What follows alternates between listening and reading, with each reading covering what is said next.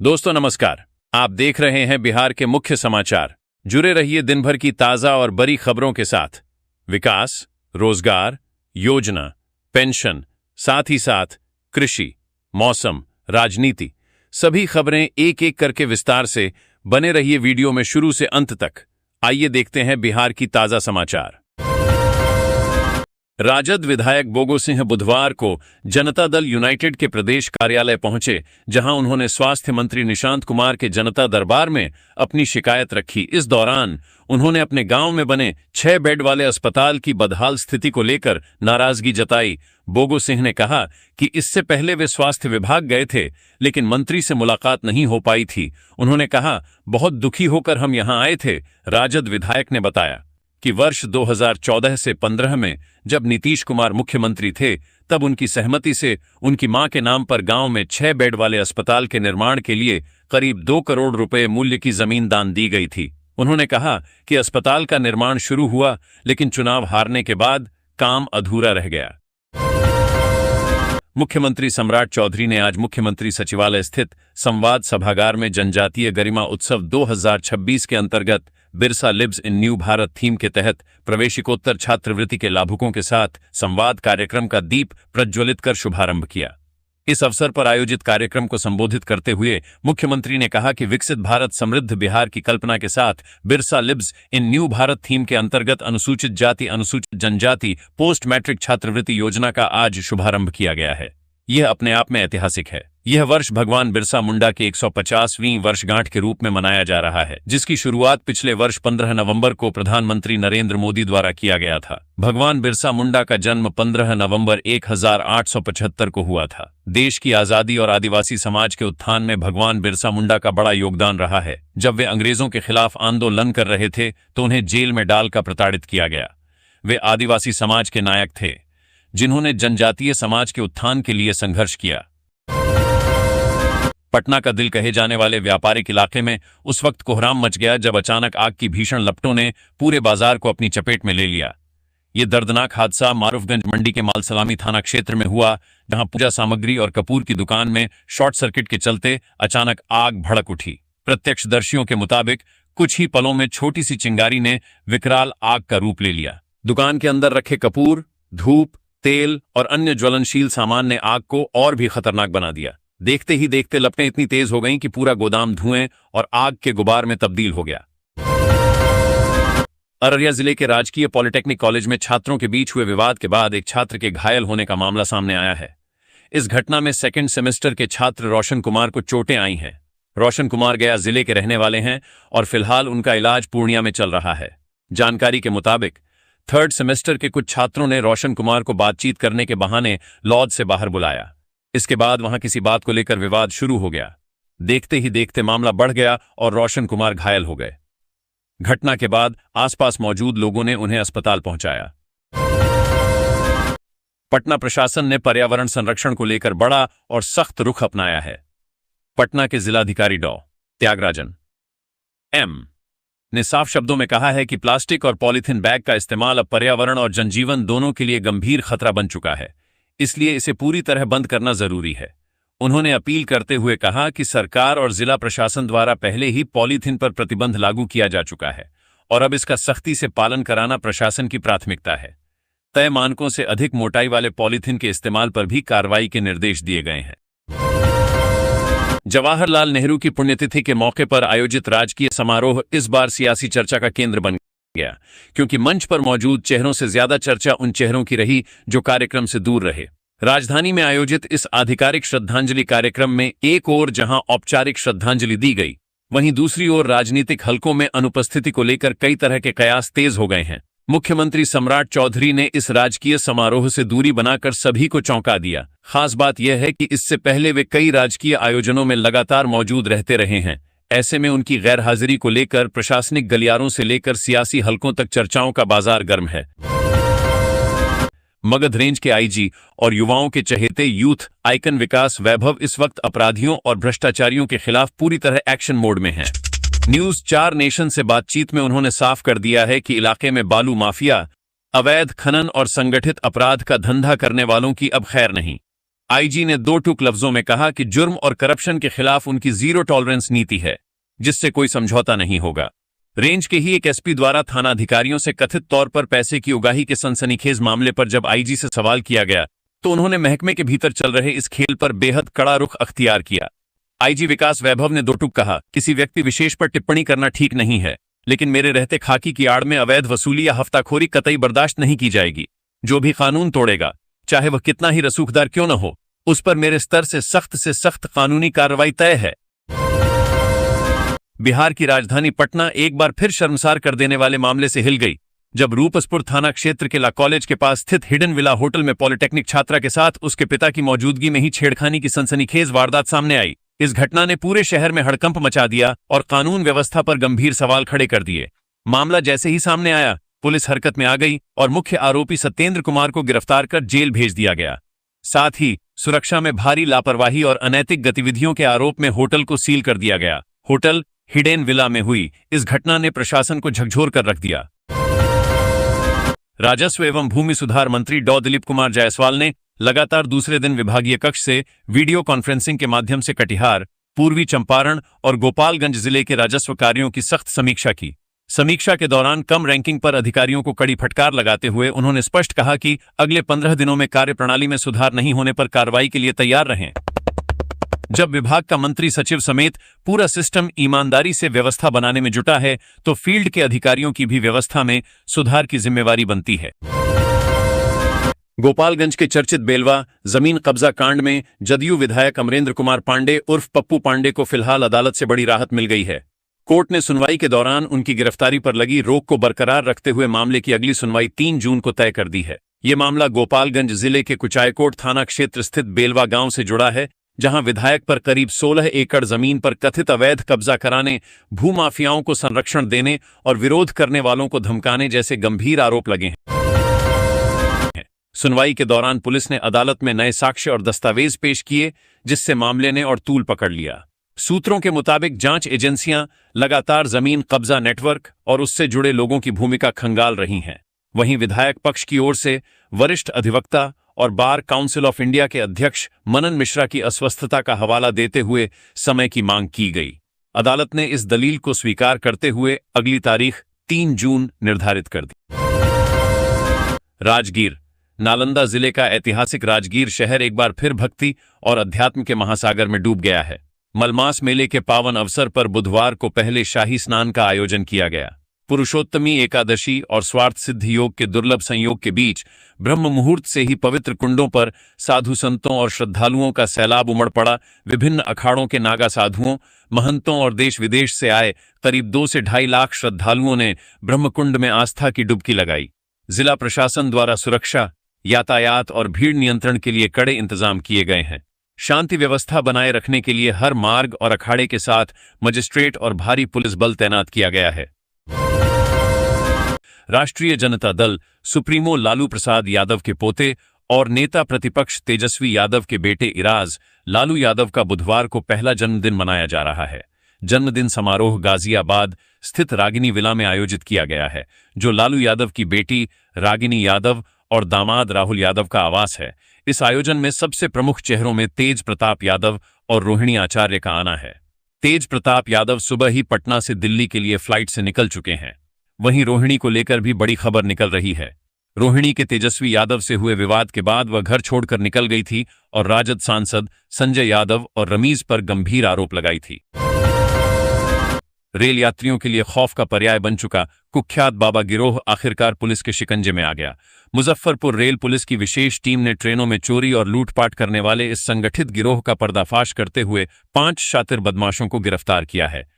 कार्रवाई के दौरान पुलिस ने इनके पास से करीब 32.74 ग्राम सोना बरामद किया, जिसकी कीमत लगभग 5 लाख रुपए आंकी गई है। रेल एसपी वीणा कुमारी ने प्रेस वार्ता में बताया कि यह पूरा मामला 10 मई की रात का है, जब सीतामढ़ी से हावड़ा जा रही स्पेशल ट्रेन 0304 में S6 बोगी में सफर कर रहे दरभंगा निवासी दिलखुश झा के परिवार को निशाना बनाया गया था। यात्रियों का सामान चोरी कर गिरोह समस्तीपुर स्टेशन पर उतरकर फरार हो गया था। मुजफ्फरपुर अवैध सट्टेबाजी के खिलाफ पुलिस ने बड़ा अभियान चलाते हुए संगठित सट्टा गिरोह का भंडाफोड़ किया है। इस ताबड़तोड़ कार्रवाई में 14 लोगों को गिरफ्तार किया गया है, जबकि मौके से लाखों रुपये नकद, मोबाइल फोन और सट्टेबाजी से जुड़े सामान बरामद किए गए हैं। सूत्रों के अनुसार वरीय पुलिस अधीक्षक कांतेश कुमार मिश्रा को लगातार सूचना मिल रही थी कि मिठनपुरा थाना क्षेत्र में एक बड़ा सट्टा रैकेट सक्रिय है और अवैध तरीके से लाखों रुपए का खेल चल रहा है। सूचना की पुष्टि होते ही उन्होंने तत्काल मिठनपुरा थाना पुलिस को सख्त कार्रवाई के निर्देश दिए। जहां अक्सर वर्दी वालों की बेरुखी सुर्खियां बनती हैं, वहीं बिहार के कटिहार जंक्शन से खाकी का ऐसा इंसानी चेहरा सामने आया है जिसने हर किसी का दिल जीत लिया। कटिहार रेलवे स्टेशन के प्लेटफॉर्म नंबर 1 पर महिला आरपीएफ जवानों ने वक्त रहते ऐसा काम किया कि लोग उन्हें अब फरिश्ता कहकर सलाम कर रहे हैं। दरअसल मुंबई से कटिहार आ रही लोकमान्य तिलक टर्मिनल एक्सप्रेस जैसे ही स्टेशन पहुंची, एक महिला यात्री प्रसव पीड़ा से तड़पती हुई नजर आई। हालात इतने नाजुक थे कि उसे अस्पताल ले जाने का मौका तक नहीं मिल पाया। स्टेशन पर तैनात आरपीएफ सब इंस्पेक्टर मुक्तिशील और महिला कांस्टेबल कुमारी विमलेश ने बिना वक्त गंवाए मोर्चा संभाल लिया। चारों तरफ अफरा तफरी का माहौल था, लेकिन दोनों महिला पुलिसकर्मियों ने हिम्मत और सूझबूझ दिखाते हुए प्लेटफॉर्म पर ही कपड़ों से घेरा बनाया और महिला की सुरक्षित डिलीवरी करवाई। बिहार में बाइक सवार चेन स्नेचरों का आतंक लगातार बढ़ता जा रहा है। ताजा मामला नगर थाना क्षेत्र के कुलीपाड़ा मोड़ का है, जहां मुंबई से अपनी बहन के घर घूमने आई महिला को अपराधियों ने निशाना बना लिया। बदमाशों ने चलती ई रिक्शा में बैठे महिला के गले से करीब 2 लाख रुपए की सोने की चेन झपट ली और फरार हो गए। घटना के बाद इलाके में अफरा तफरी मच गई और पीड़िता सदमे में आ गई। महिला ने बताया कि वह मुंबई से अपनी बहन के घर आई थी। बुधवार को वह अपनी बहन के साथ एक रिश्तेदार के यहां से लौट रही थी। दोनों ई रिक्शा से ड्राइवर टोला मोहल्ला जा रही थीं। तभी कुलीपाड़ा मोड़ के पास बाइक सवार 2 बदमाशों ने वारदात को अंजाम दे दिया। प्रत्यक्षदर्शियों के मुताबिक अपराधी पहले से पीछा कर रहे थे।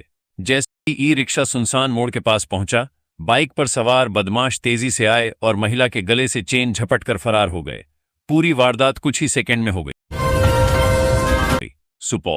सुपौल नगर परिषद में सशक्त स्थायी समिति के गठन को लेकर बुधवार को अनुमंडल कार्यालय परिसर में चुनाव प्रक्रिया पूरी की गई। पूरे चुनाव के दौरान शांतिपूर्ण माहौल देखने को मिला और सभी वार्ड पार्षदों की सहमति से समिति के 3 सदस्यों का निर्विरोध चयन किया गया। ये चुनाव प्रक्रिया एसडीओ की मौजूदगी में संपन्न हुई, जिसमें मुख्य पार्षद राघवेंद्र झा समेत नगर परिषद के सभी 28 वार्ड पार्षद शामिल रहे।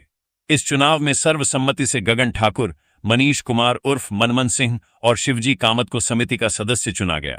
निर्वाचन की प्रक्रिया पूरी होने के बाद मौके पर मौजूद अधिकारियों ने सभी नवनिर्वाचित सदस्यों को उनका प्रमाण पत्र सौंपा। राहत की बात यह रही कि पूरी चुनाव प्रक्रिया के दौरान किसी भी तरह का विवाद सामने नहीं आया, जिससे नगर परिषद में आपसी तालमेल और एकजुटता की एक बेहतरीन तस्वीर देखने को मिली। नालंदा बिहार थाना क्षेत्र के बनौलिया मोहल्ला स्थित मदरसा रोड पर बुधवार की अहले सुबह एक दर्दनाक अगलगी की घटना ने पूरे इलाके को दहशत में डाल दिया। एक फर्नीचर गोदाम में अचानक लगी भीषण आग ने देखते ही देखते लाखों रुपए की संपत्ति को राख में बदल दिया। प्राथमिक जांच में आग लगने का कारण शॉर्ट सर्किट माना जा रहा है। हालांकि प्रशासन मामले की विस्तृत जांच में जुटा है। जानकारी के अनुसार राजा फर्नीचर के गोदाम में सुबह करीब 5 बजे आग लगने की सूचना मिलते ही इलाके में हड़कंप मच गया। फोन पर सूचना मिलने के बाद मालिक मौके पर पहुंचे तो देखा कि गोदाम का मुख्य गेट बंद था। काफी मशक्कत के बाद जब गेट खोला गया तो अंदर से आग की ऊंची ऊंची लपटें उठ रही थीं और पूरा परिसर घने धुएं से भर चुका था। बिहार के शिक्षा मंत्री मिथिलेश तिवारी ने शिक्षक नियुक्ति परीक्षा TRE 4 को लेकर एक बड़ा और महत्वपूर्ण बयान दिया है। उन्होंने स्पष्ट किया है कि TRE 4 का आधिकारिक नोटिफिकेशन आगामी जुलाई महीने में निश्चित रूप से जारी कर दिया जाएगा। शिक्षा मंत्री के इस ऐलान के बाद सूबे के लाखों शिक्षक अभ्यर्थियों में उम्मीद की नई किरण जग गई है।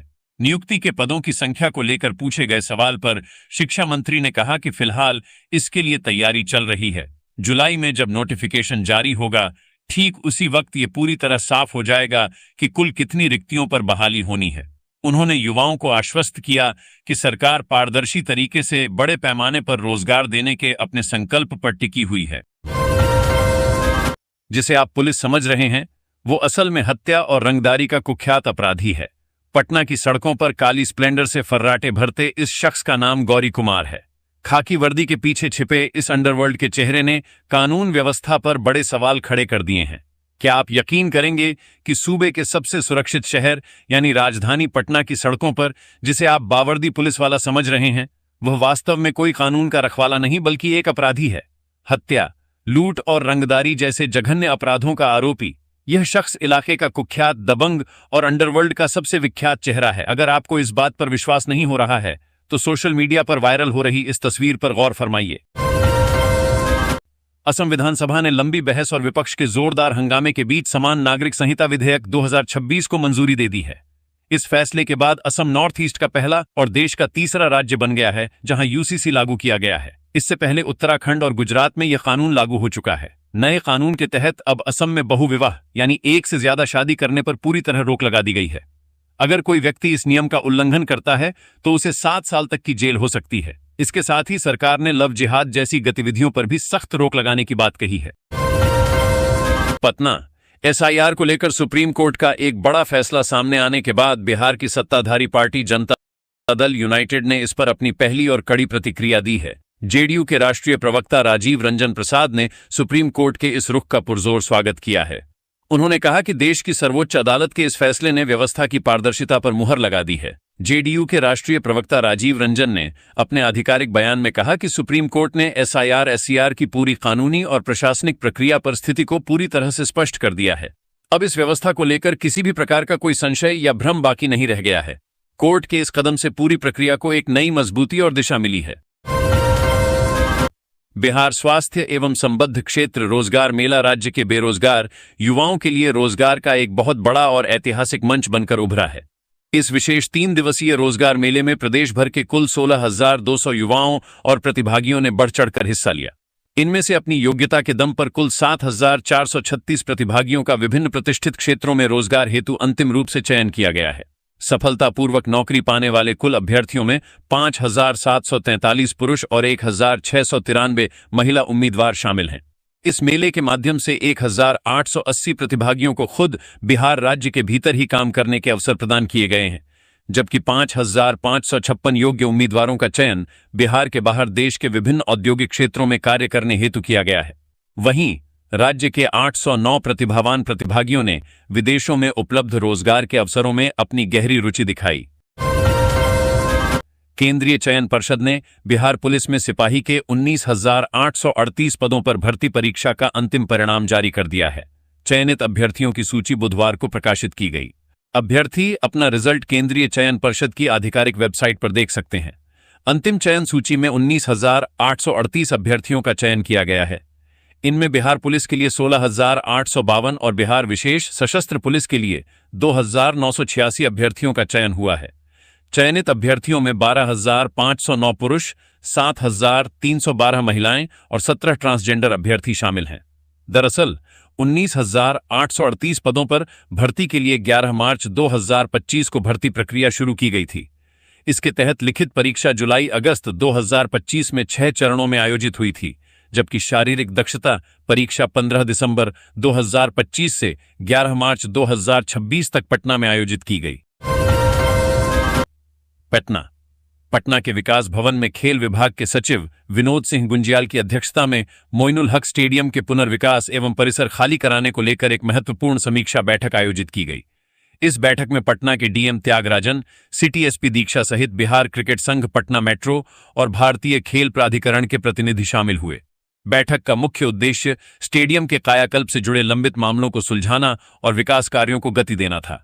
बैठक के दौरान बिहार क्रिकेट संघ द्वारा स्टेडियम के आधुनिक विकास एवं निर्माण कार्य को लेकर एक विस्तृत प्रस्तुतिकरण दिया गया। बीसीए के अधिकारियों ने खेल सचिव को जानकारी दी कि स्टेडियम के अंतर्राष्ट्रीय स्तर के पुनर्विकास और निर्माण कार्य को पूरी तरह से संपन्न करने के लिए लगभग 3 वर्ष की समय सीमा निर्धारित की गई है, जिसके भीतर इस भव्य परियोजना को आकार दे दिया जाएगा। बिहार के नेता प्रतिपक्ष तेजस्वी यादव ने बुधवार को केंद्र सरकार पर केंद्रीय जांच एजेंसियों का दुरुपयोग करने का आरोप लगाया। उन्होंने केरल के पूर्व मुख्यमंत्री पिनराई विजयन के आवास पर और अन्य ठिकानों पर प्रवर्तन निदेशालय की रेड को लेकर केंद्र सरकार को आड़े हाथों लिया। इसे एजेंसियों का दुरुपयोग करार देते हुए कहा कि अंत में सच्चाई और न्याय की ही जीत होगी। दरअसल हाल ही में केरल विधानसभा चुनाव में राजद ने वामदलों के साथ मिलकर चुनाव लड़ा था। बिहार में गंभीर अपराध करके विदेश भागने वाले अपराधियों पर अब बड़ा शिकंजा कसने की तैयारी शुरू हो गई है। हत्या, साइबर ठगी, ड्रग्स तस्करी और आर्थिक अपराध जैसे मामलों में शामिल फरार आरोपियों को पकड़ने के लिए केंद्रीय जांच ब्यूरो की अंतर्राष्ट्रीय पुलिस सहयोग इकाई यानी आईपीसीयू ने विशेष अभियान शुरू किया है। इस अभियान का मकसद विदेशों में छिपे अपराधियों की पहचान करना, उनकी लोकेशन पता लगाना और उन्हें भारत वापस लाना है। नई व्यवस्था लागू होने के बाद बिहार पुलिस मुख्यालय ने राज्य के सभी जिलों को अलर्ट कर दिया है। सीआईडी के जरिए उन अपराधियों की पूरी सूची मांगी गई है जो गंभीर अपराध करने के बाद देश छोड़कर विदेशों में छिपे हुए हैं। पुलिस ने सिर्फ नाम और पता ही नहीं बल्कि अपराधियों से जुड़ी हर जरूरी जानकारी मांगी है। इसमें पिता का नाम, जन्मतिथि, पासपोर्ट नंबर, पासपोर्ट की स्थिति, फोटो, दर्ज केस और एफआईआर की कॉपी शामिल है। जहां संभव होगा वहां फिंगरप्रिंट और दूसरे बायोमेट्रिक डेटा भी जुटाए जाएंगे। बिहार के पूर्व स्वास्थ्य मंत्री व भाजपा के वरिष्ठ नेता मंगल पांडेय ने कहा कि नेता प्रतिपक्ष तेजस्वी यादव द्वारा बिहार में अपराधियों के विरुद्ध हो रही कार्रवाई को एजाती देखकर कार्रवाई बताना अत्यंत दुर्भाग्यपूर्ण और तथ्यहीन है। ये बयान राजद की उस मानसिकता को दर्शाता है जिसने 15 साल तक बिहार को जंगल राज में धकेले रखा। मुख्यमंत्री सम्राट चौधरी के नेतृत्व में बिहार पुलिस जीरो टॉलरेंस नीति पर काम कर रही है। गोली अपराधी चलाता है, पुलिस जवाब देती है। पुलिस की गोली जाति धर्म पूछकर नहीं चलती।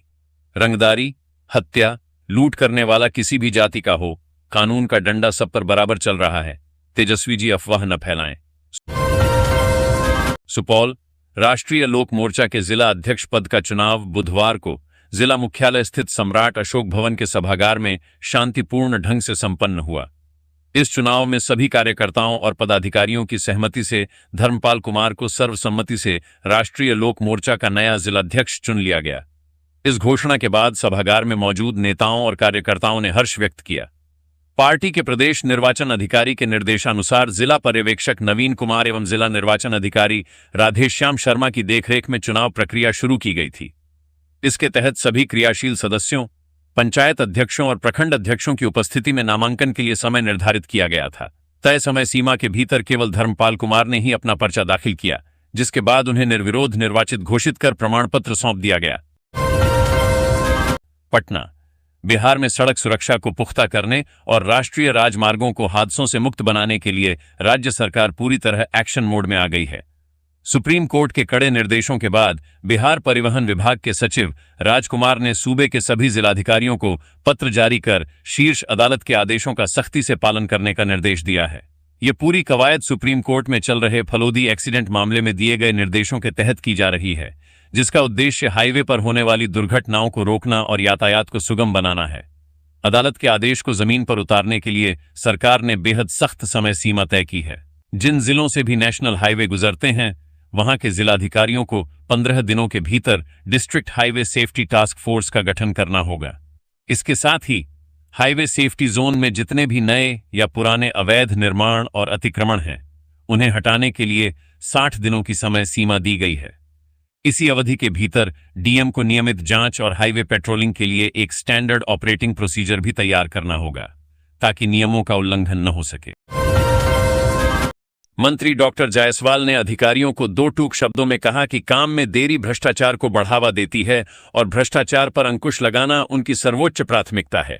उन्होंने कहा कि जब विभागीय मुख्यालय पूरी ईमानदारी और पारदर्शिता के साथ कार्य कर रहा है तो फील्ड स्तर के अधिकारियों को भी उसी प्रतिबद्धता के साथ काम करना होगा।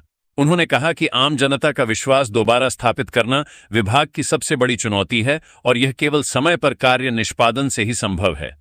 उन्होंने ये भी कहा कि भ्रष्टाचार पर निगरानी के लिए आर्थिक अपराध इकाई का विशेष सेल गठित किया गया है और विभाग के करीब 250 अधिकारी उसकी निगरानी में हैं। मुख्यमंत्री सम्राट चौधरी की अध्यक्षता में बुधवार को कैबिनेट की बैठक हुई। इस बैठक में राज्य मंत्रिमंडल के तमाम वरिष्ठ मंत्री और विभिन्न विभागों के प्रधान सचिव उपस्थित रहे। राज्य मंत्रिपरिषद की इस बैठक में राज्य के विकास और प्रशासनिक व्यवस्था को सुदृढ़ करने के उद्देश्य से कुल 27 महत्वपूर्ण एजेंडों पर सर्वसम्मति से मुहर लगाई गई। इस कैबिनेट बैठक में स्वास्थ्य क्षेत्र को लेकर एक बड़ा और ऐतिहासिक कल्याणकारी फैसला लिया गया है। इसके तहत बिहार विधानमंडल के वर्तमान एवं पूर्व सदस्यों व उनके आश्रितों, अखिल भारतीय सेवा के सेवारत एवं सेवानिवृत्त पदाधिकारियों व उनके आश्रितों, राज्य सरकार के नियमित पदाधिकारियों, कर्मचारियों व उनके आश्रितों सहित सेवानिवृत्त पेंशनधारी राज्य कर्मियों, पति पत्नी तथा पारिवारिक पेंशनरों को अब बिहार सरकार स्वास्थ्य योजना के अधीन अंतर्वासी चिकित्सा हेतु पूरी तरह कैशलेस चिकित्सा सुविधा प्रदान की जाएगी। इस फैसले से लाखों लोगों के लिए गंभीर बीमारियों का इलाज कराना बेहद आसान और सुविधाजनक हो जाएगा। पटना, राज्य में निजी निवेश से इको टूरिज्म को बढ़ाने की तैयारी हो रही है। इसके लिए सरकार निजी निवेशकों को आमंत्रित कर रही है। बिहार सरकार के पर्यावरण, वन एवं जलवायु परिवर्तन विभाग की ओर से आगामी 9 जून को इको टूरिज्म इन्वेस्टर्स मीट 2026 फीट आयोजित होने वाला है। इस मीट का उद्देश्य राज्य में इको टूरिज्म को बढ़ावा देना तथा निजी निवेश को आकर्षित करना है। इस निवेशक सम्मेलन में राज्य के विभिन्न जलाशयों, तालाबों, पोखरों एवं अन्य प्राकृतिक स्थलों पर इको टूरिज्म परियोजनाओं के विकास को लेकर निवेशकों को आमंत्रित किया गया है। विभाग का उद्देश्य पर्यावरण संरक्षण के साथ साथ पर्यटन और स्थानीय रोजगार के अवसरों को बढ़ावा देना है। Bar council of India BCI के देश में 35-40% वकीलों की डिग्रियां फर्जी हो सकने संबंधी बयान के बाद पटना हाईकोर्ट के वरीय अधिवक्ता योगेश चंद्र वर्मा ने इस पर अपनी गंभीर पीड़ा और नाराजगी व्यक्त की है। उन्होंने उदय प्रताप सिंह, राम जीवन प्रसाद सिंह, मंजू शर्मा सहित अनेक वकीलों के साथ कॉकरोच की आकृति के साथ हाईकोर्ट के निकट अपनी पीड़ा का इजहार किया। उन्होंने कहा कि पूर्ण जांच के इस तरह वकीलों के एक बड़े हिस्से को फर्जी बता देने से काम कर रहे वकीलों की छवि व सामाजिक प्रतिष्ठा को गहरा आघात लगा है। इससे अधिवक्ताओं में भारी क्षोभ है। वर्मा ने कहा कि यह सामान्यीकरण वास्तविक रूप से डिग्री धारक और अनुभवी वकीलों की साख पर भी सवाल खड़े करती है। बिहार के कृषि मंत्री विजय कुमार सिन्हा ने राज्य में सुशासन, पारदर्शिता और किसानों की समृद्धि के संकल्प को एक बार फिर मजबूती से दोहराया है। उन्होंने स्पष्ट और कड़े शब्दों में कहा कि सूबे में भ्रष्टाचार, अपराध और बिचौलिया तंत्र के खिलाफ अब बड़े पैमाने पर कड़ी कार्रवाई की जाएगी। उन्होंने जोर देकर कहा कि बिहार को अब भय, भ्रष्टाचार और अपराध की पुरानी राजनीति से बहुत आगे निकालना है तथा राष्ट्रीय जनतांत्रिक गठबंधन NDA की सरकार जनता के विश्वास से खिलवाड़ करने वाले किसी भी अराजक तत्व से कोई समझौता नहीं करेगी। बिहार की राजधानी में अपराधियों के खिलाफ चलाए जा रहे ताबड़तोड़ अभियान के तहत स्पेशल टास्क फोर्स और पटना पुलिस की संयुक्त टीम को एक बड़ी कामयाबी हाथ लगी है। दोनों टीमों ने आपसी तालमेल और सटीक इनपुट के आधार पर कार्रवाई करते हुए पटना सिटी के खाजेकलां थाना क्षेत्र में एक बड़े व्यापारी से होने वाली लूट की वारदात को ऐन वक्त पर नाकाम कर दिया। पुलिस की इस त्वरित मुस्तैदी की वजह से न केवल व्यापारी की जान माल की रक्षा हुई, बल्कि शहर में होने वाली एक बड़ी खुरेजी और सनसनीखेज वारदात को समय रहते टाल दिया गया। जमुई कर्तव्य पथ पर शहीद हुए सब इंस्पेक्टर प्रभात रंजन हत्याकांड में जमुई की अदालत ने ऐतिहासिक फैसला सुनाया है। न्यायालय ने मुख्य दोषियों को आजीवन कारावास और जुर्माने की कड़ी सजा सुनाई है। इस फैसले को जमुई पुलिस की बड़ी जीत माना जा रहा है। आपको बता दें कि 14 नवंबर 2023 को बालू माफिया ने अवैध खनन रोकने गए गरही थाना के तत्कालीन प्रभारी थानाध्यक्ष PSI प्रभात रंजन को ट्रैक्टर से कुचलकर शहीद कर दिया था। इस घटना ने पूरे प्रदेश को झकझोर दिया था। पटना केंद्रीय मंत्री गिरिराज सिंह ने SIR-SCR के मुद्दे पर आए सुप्रीम कोर्ट के ऐतिहासिक फैसले का जोरदार स्वागत किया है। उन्होंने विपक्ष पर तीखा हमला बोलते हुए कहा कि कोर्ट के इस आदेश ने साफ कर दिया है कि यह पूरी तरह से चुनाव आयोग का अधिकार क्षेत्र है। गिरिराज सिंह ने कहा कि चाहे बिहार का चुनाव हो, बंगाल का चुनाव हो या पूरे देश का, लालू यादव, तेजस्वी यादव और राहुल गांधी जैसे नेताओं ने हमेशा SIR के नाम पर अपने चेहरों को छुपाने की कोशिश की, लेकिन आज अदालत के फैसले से सबके चेहरे पूरी तरह बेनकाब हो गए हैं। केंद्रीय मंत्री ने कहा कि ममता बनर्जी समेत विपक्षी दलों के तमाम नेताओं ने इस व्यवस्था को लेकर खूब राजनीति की और इसे गाली देने का काम किया। उन्होंने जोर देकर कहा कि SIR ने हमेशा वही काम किया जो पूरी तरह से संवैधानिक और व्यावहारिक था। यही वजह है कि देश की सर्वोच्च अदालत ने भी इस पर अपनी मुहर लगा दी है और दूध का दूध व पानी का पानी कर दिया है। अब विपक्ष के पास इस मुद्दे पर भ्रम फैलाने का कोई रास्ता नहीं बचा है। पटना बिहार के पथ निर्माण मंत्री E0 शैलेंद्र ने राज्य के बुनियादी ढांचे को मजबूत करने की दिशा में एक बड़ी जानकारी साझा की है। उन्होंने बताया कि राज्य मंत्रिपरिषद द्वारा BSHPIV Bihar state highway project IV के अंतर्गत एशियन डेवलपमेंट बैंक द्वारा वित्त संपोषित कुल 5 अत्यंत महत्वपूर्ण सड़क परियोजनाओं को प्रशासनिक स्वीकृति प्रदान की गई है। इसके तहत राज्य के मधुबनी, सीतामढ़ी, दरभंगा, सुपौल एवं बक्सर जिलों में एक एक बड़ी परियोजनाओं पर जल्द ही काम शुरू किया जाएगा। मंत्री ने बताया कि इन परियोजनाओं के कार्यान्वयन के लिए बेहद जल्द ही टेंडर निर्गत करने की प्रक्रिया शुरू कर दी जाएगी। पटना, राज्य सरकार अब किसी प्रोजेक्ट या राजकीय परियोजनाओं में अगर कोई रैयती या निजी भूमि का अधिग्रहण करती है तो उसे मुआवजा राशि पर 10% अतिरिक्त प्रतिफल प्रोत्साहन की राशि भी देगी। इससे संबंधित बिहार रैयती भूमि क्रय नीति 2026 का गठन करते हुए राज्य कैबिनेट की बैठक में इस पर मुहर लगी। कैबिनेट में लिए निर्णयों की जानकारी देते हुए मंत्रिमंडल सचिवालय विभाग के अपर मुख्य सचिव अरविंद कुमार चौधरी ने कहा कि इस नीति के तहत जमीन के कुल मूल्य का निर्धारण क्रम की जाने वाली भूमि की दर शहरी क्षेत्र में बाजार मूल्य या सर्किल रेट MVR इन दोनों में जो भी अधिक होगा 2 गुना और ग्रामीण क्षेत्र में स्थित होने पर बाजार मूल्य या सर्किल रेट का 4 गुना राशि दी जाएगी। इस राशि पर 10% का अतिरिक्त प्रतिफल प्रोत्साहन की राशि के तौर पर दी जाएगी। क्रय की जाने वाली भूमि स्टैंप या पंजीयन शुल्क से मुक्त होगी। जय हिंद, जय भारत, वंदे मातरम।